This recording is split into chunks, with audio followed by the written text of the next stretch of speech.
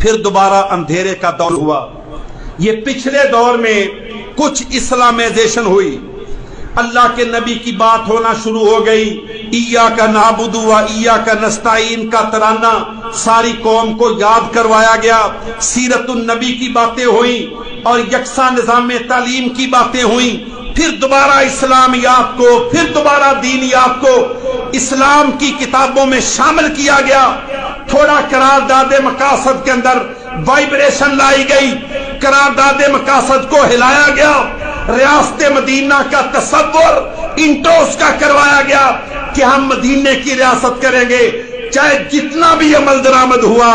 لیکن مجھے طارق جمیل صاحب کی وہ بات بڑی اچھی لگتی ہے. کہتے ہیں تم میرے اوپر تنقید نہ کرو کہ میں اس کی بات کر رہا ہوں، میں اس کے لیے دعا کر رہا ہوں.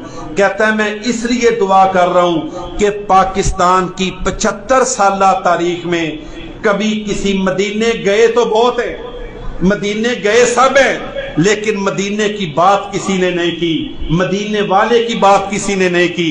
کہتا ہے آخر چلو جتنا بھی عمل، بات تو ہوئی، چیپٹر تو کھلا، کتاب جو خالی تھی، صفحہ جو سفید تھا، جو ہر طرف اندھیرا تھا، ہر طرف کفر اور الحاد چھایا ہوا تھا، امریکہ کی غلامی تھی، IMF کے قرضوں کی شرائط کی بنیاد پر پاکستان کے اندر اسلام کے دروازوں کو بند کیا جا رہا تھا.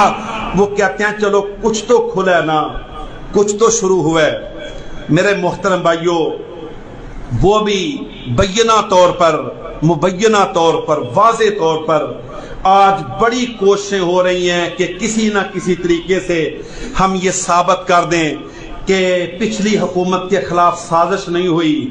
لیکن ابھی تک تو کوئی ایسی، آنے والے وقتوں میں کچھ ہو جائے تو میں حال کی گھڑی بات کر رہا ہوں، عملی طور پر یہ بات ثابت ہو چکی ہے کہ امریکہ نے دباؤ ڈال کر، پریشر ڈال کر، گن پوائنٹ پر تھریٹ کر کے بڑی بڑی وردیوں والوں کو، بڑے بڑے بوٹ والوں کو، بڑی بڑے اپنی طاقت کے دعوے کرنے والوں کو باقاعدہ طور پر دھمکا کر، ڈرا کر تمام لوگوں کو کہا کہ خبردار جو پاکستان میں اسلام کا نام لے گا، ہمیں ہمارے خلاف، ہمارے مقاصد کے راستے میں رکاوٹ بنے گا، چاہے کوئی فوجی جرنیل بن کے بنے یا کوئی سول حکمران بن کے بنے، ہم اس کو پاکستان میں برداشت نہیں کریں گے.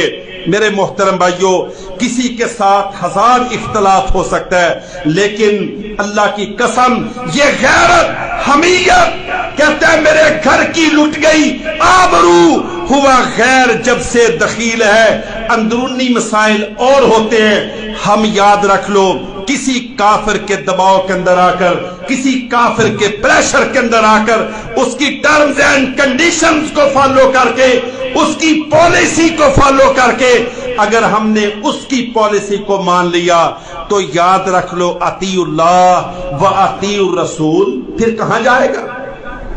پھر یہ سیاسی نعرہ ہے کہ اللہ کی اطاعت کرو، اللہ کے رسول کی اطاعت کرو. لیکن میری گزارش ہے کہ جن کے دلوں میں اسلام کے جذبے ہیں، جن